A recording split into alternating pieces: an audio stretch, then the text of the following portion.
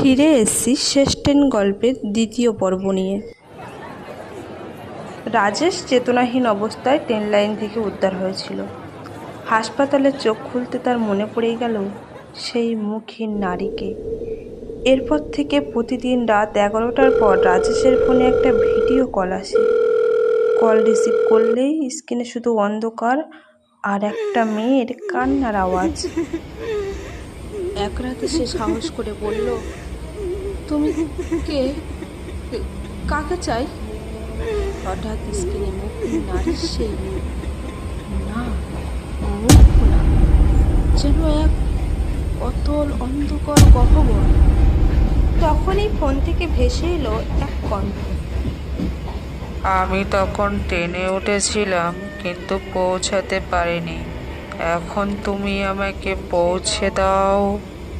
রাজেশ বুঝতে পারল সে আর ছাড় পাবে না। পরদিন সকালে তার ঘরে কেউ রাজেশকে খুঁজে পায়নি। শুধু বিছানায় পড়েছিল একটা টিকিট, শেষ ট্রেনের টিকিট।